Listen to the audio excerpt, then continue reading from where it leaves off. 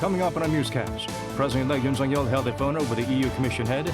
The two discussed North Korea issues and the Ukraine crisis and agreed to hold the summit in the latter half of this year. Data shows at least 1 in 4 South Koreans have contracted COVID-19 at some point. The number of critical ill hits an all-time high. Authorities will announce new distancing measures on Friday. Ukraine's president called on the international community to take tougher measures against Moscow. There are reports of Russian forces regrouping in Belarus.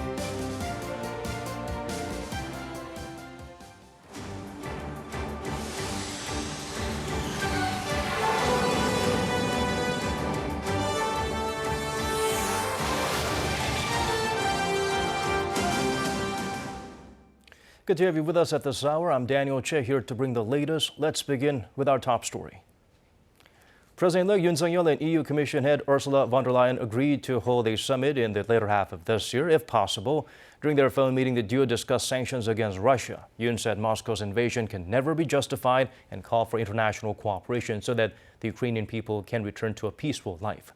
Both expressed appreciation for a concerted global response against North Korea's recent ICBM test, including the EU issuing a statement condemning the regime. Believing the North's nuclear issue is a serious threat to the world, the two officials agreed to continue cooperating on the matter. They also vowed to work together on health, environment, and digital sectors. President-elect Yoon met with young exporters and pledged to provide active support. The incoming leader also stressed the need for financial and tech systems to help businesses more broadly.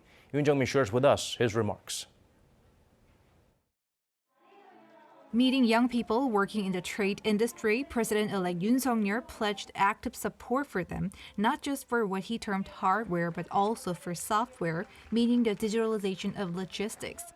At the request of the group's chairman, he met on Thursday with some 200 young people at the Korea International Trade Association, including college students taking part in the so-called Global Trade Expert Incubating Program. 저희 윤석열 정부는 일자리를 만들어내는 기업과 경제 성장의 정부, 그리고 청년에게 충분한 또 무한한 기회를 제공하는 정부가 될 수 있도록 저도 최선을 다하겠습니다.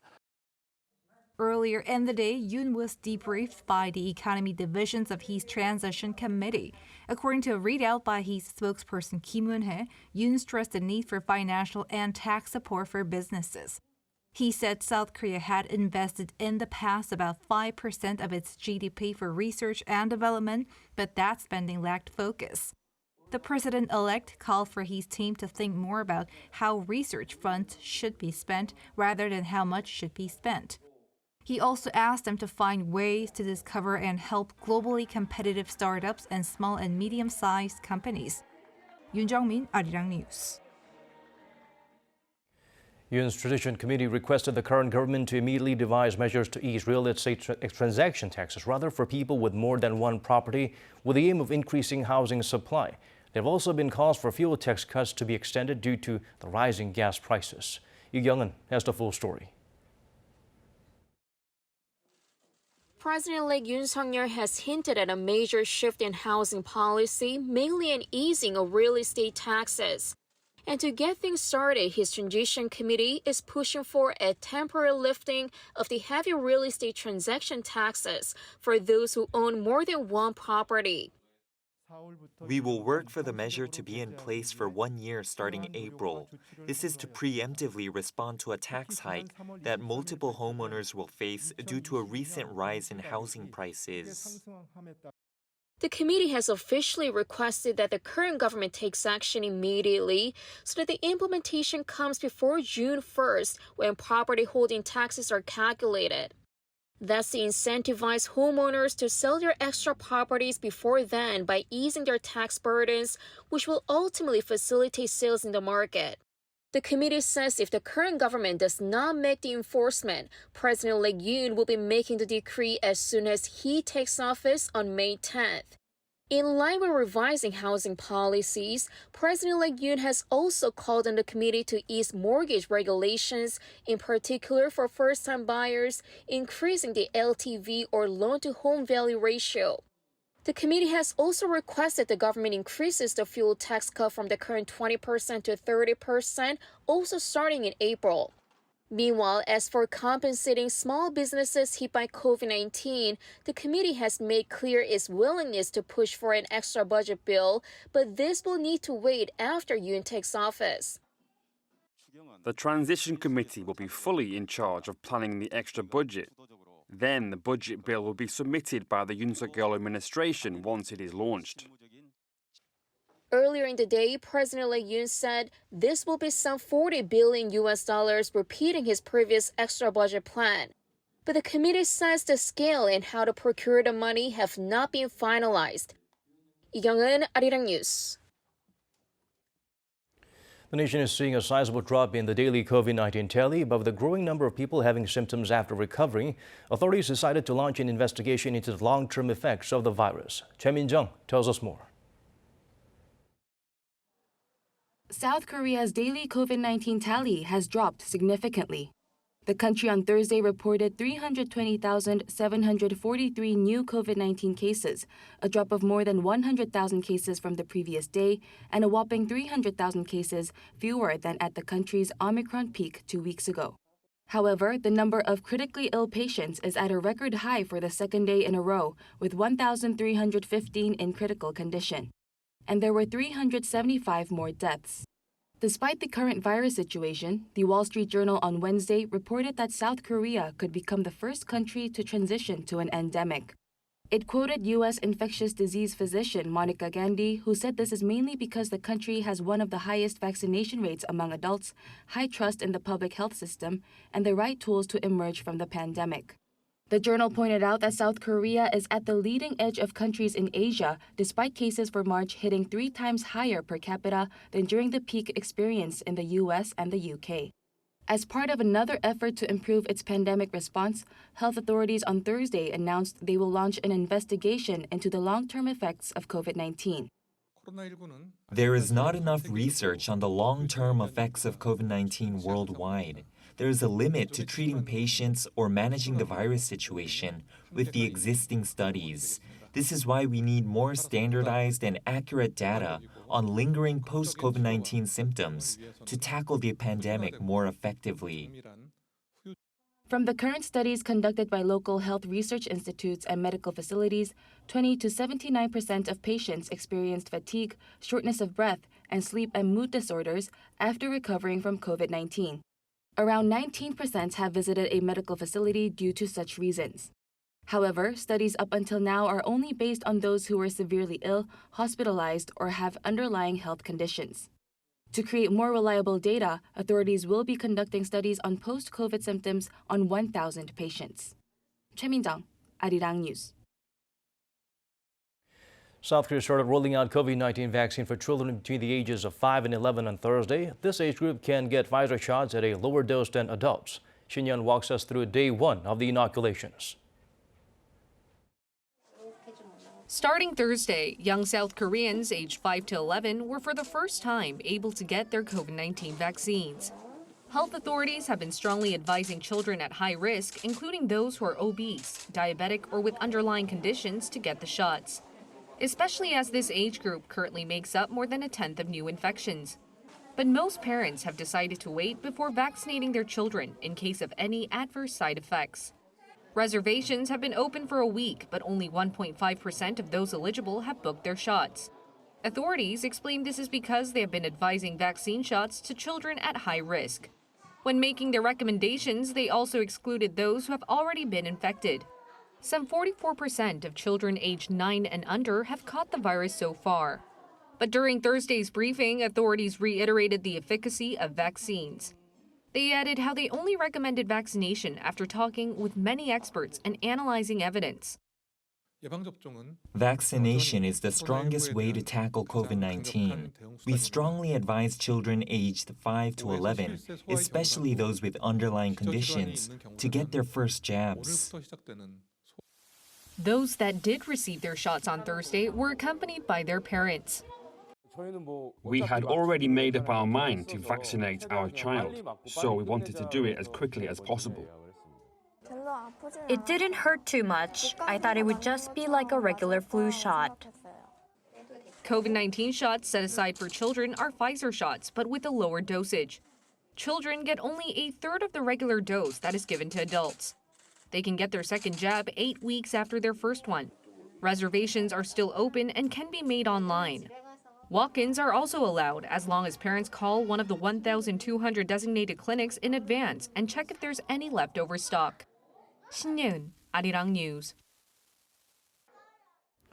South Korea will exempt fully vaccinated overseas arrivals from 7-day quarantine starting Friday. The KDC initially considered excluding arrivals from some coronavirus hotspots like Vietnam, Myanmar, and Ukraine from the exemption, but in the end decided to include them as well. The rules could change depending on the situation as authorities closely monitor infections in other countries and variants of concern. Meanwhile, unvaccinated entrants and those that are partially vaccinated will still be required to undergo the 7-day quarantine upon arrival.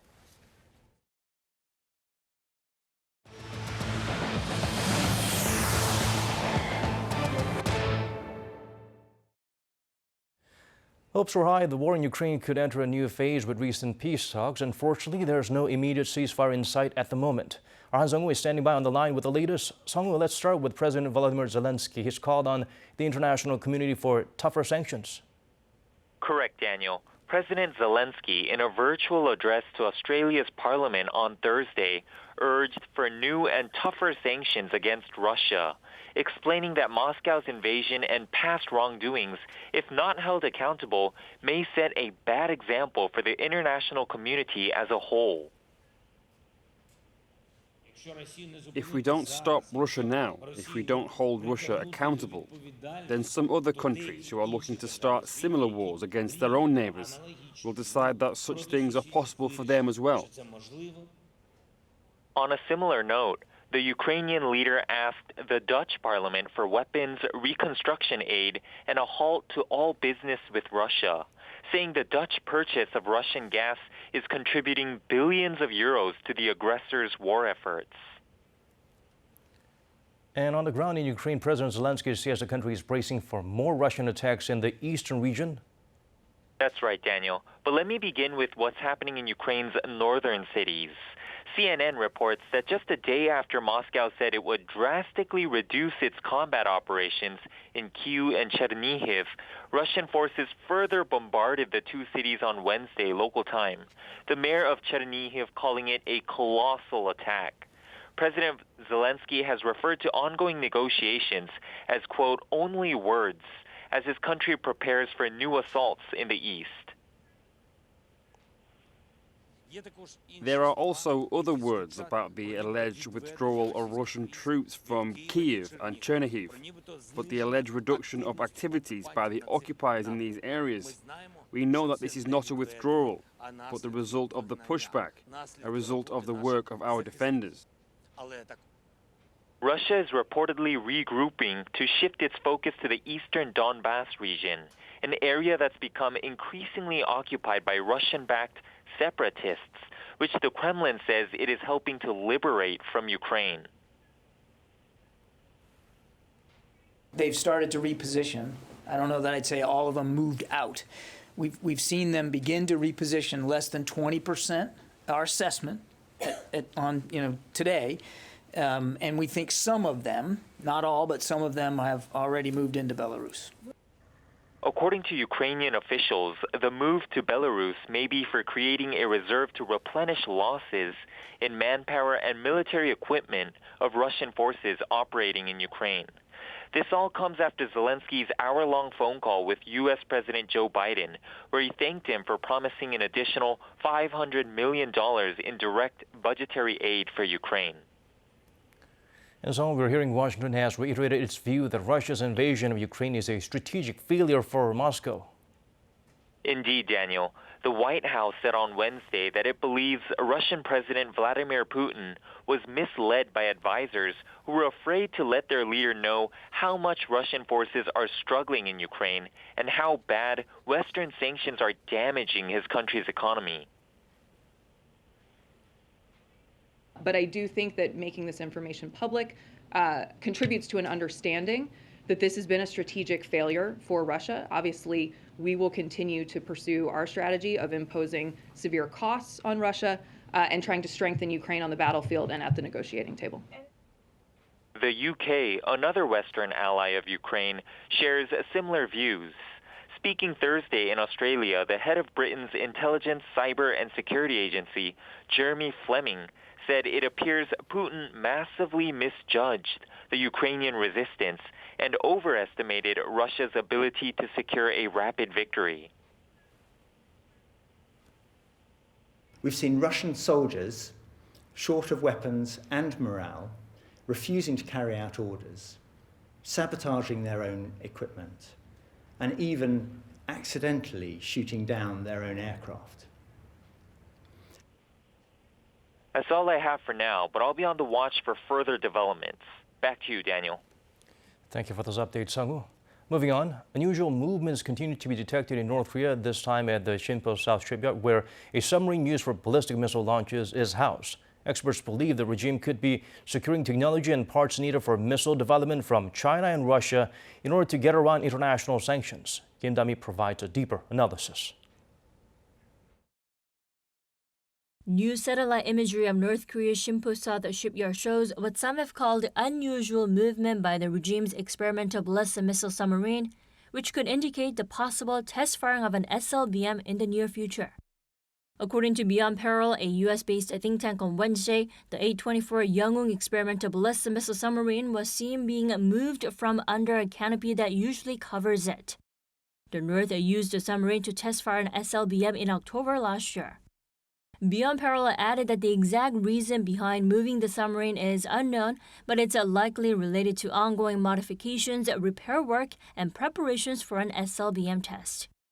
John Sano, former deputy director for National Clandestine Service at CIA, also said Wednesday that North Korea appears to have constructed a new building in Punggye-ri and is able to resume nuclear tests. Sano noted that the North's nuclear facility in Yongbyon, the site where Pyongyang produces plutonium and enriched uranium for nuclear bombs, seems to be back in full operation as well. He further warned that the regime could own at least 200 nuclear weapons by the year 2027. In the meantime, a North Korea expert argues that the regime is procuring technology and parts necessary for missile development from China and Russia to avoid international sanctions against the regime. Former U.S. National Intelligence Officer for North Korea Marcus Koloskos pointed out during a discussion held by the CSIS on Wednesday that he believes that China in particular is helping the North to evade international sanctions. Kim Da-mi, Arirang News. Over in Hawaii, top military officers from South Korea and the U.S. signed a document that's expected to lead to an updated war plan in the event of conflict with Pyongyang. The allies agreed in principle on procedures to counter the regime's increasing nuclear threats. A trilateral meeting involving their Japanese counterpart was also held. Bae Eun-ji has the details. Senior military leaders from South Korea and the U.S. have signed the Strategic Planning Directive, or SPD, moving one step closer to updating their war plan to counter new threats. It was signed in a bilateral meeting in Hawaii on Wednesday local time by the chairman of South Korea's Joint Chiefs of Staff, General Won In-cheol, and his American counterpart, General Mark Milley. The SPD signed on Wednesday was developed as a follow-up to the new Strategic Planning Guidance, or SPG, that the Allies approved last December, when they agreed to update their war plans to counter North Korea's increasing nuclear threats. The earlier guidance sets the tone for the updated war plan and led to Wednesday's signing of the Strategic Planning Directive. With the SPD in place, some experts now think the new war plan could be ready within 1 or 2 years. The existing war plan was created based on guidelines set in 2010, so it's likely that the new plan will be updated to reflect changes in the North Korea's military capabilities. Also on Wednesday in Hawaii, the two generals held talks with their Japanese counterpart, General Koji Yamazaki. The three countries reaffirmed their close cooperation aimed at achieving regional security. They also exchanged views on multilateral cooperation and training in order to enhance peace and stability in the Indo-Pacific region. Trilateral meetings like this one are normally held once or twice a year, the last one almost a year ago last April. Bae Eun-ji, Arirang News. Turning to the world of sports and tennis, Kwon Soo-nu has signed a sponsorship deal with Delta Airlines for a year until March 2023. The South Korean tennis star will play in all upcoming matches with the airline's logo on his gear and will also appear in official events as well as digital and social media ad campaigns. Delta praised Kwon as an athlete that best embodies the company's culture and vowed to do its best to support him, especially in Korea and the U.S., where the firm is based. Kwon is currently ranked 63rd in the world and won his first ATP Tour singles title last year, becoming the second South Korean to accomplish this feat since Young-taek back in 2003. Nam June, he is known and celebrated around the world as a pioneer of video art, but how much do we know about the man? Celebrating the 90th anniversary of the artist's birth, the Nam June Paik Art Center takes visitors on a journey into his life and philosophy. Kim Bo-kyung provides a sneak peek. The musician John Lennon called this man avant-garde. Known as the pioneer of video art, Nam June Paik was an artist who always chose a much longer journey away from familiarity and hypocrisy. Celebrating the 90th anniversary of Paik's birth, Nam June Paik Art Center has come up with two special exhibitions. Archaeology of Avant-Garde shows Paik's works along with 10 photographs featuring the scenes from Paik's life, traveling back from 2000 to 1964. Paik originally dreamed of being a classical composer and was heavily influenced by Arnold Schoenberg, who was then seen as the ultimate avant-garde. Yet he also wanted to find his own artistic path. Paik is remembered as an artist who always experimented and studied new mediums and art using videos, satellites, televisions, and even lasers. That is why we label him avant-garde.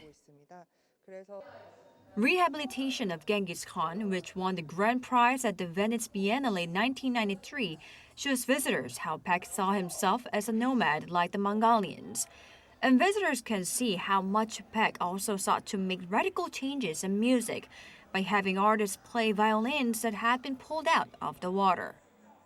Why can there be a video synthesizer? That is the question that popped up in Paik's head.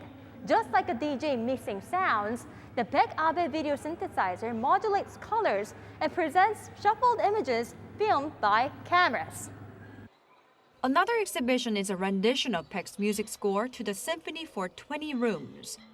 Paik composed this score in 1961, but it could not be performed while he was alive.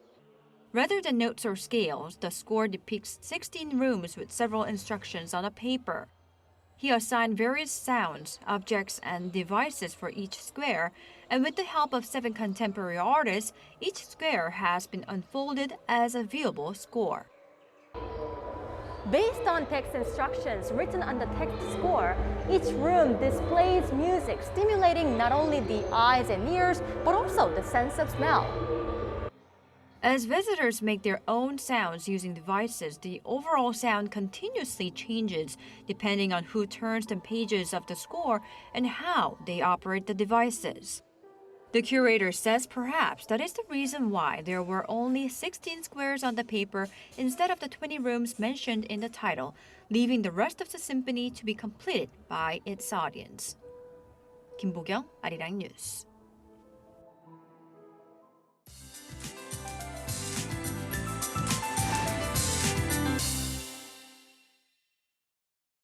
Showers have now eased off, but cold air is settling into the nation. Morning lows in the capital will hover around 3 to 4 degrees Celsius until Sunday morning. This is about 5 degrees lower than today. Weather conditions may be relatively cold, but the good news is that fresh air will take over. Air quality will stand in the normal to good categories nationwide. Although readings will be above freezing, some inland regions will see frost or even ice for the morning hours. And for coastal regions, violent winds are in the forecast.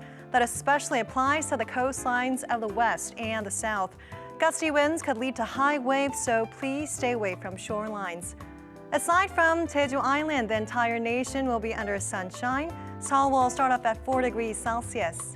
Daytime highs will rise quickly. Seoul and Daegu will get up to 14 degrees. Gwangju 16 and Gyeongju will be topping out at 13 degrees. The capital region will see clear skies for the next couple of days. That's all for now, and here are the weather conditions around the world.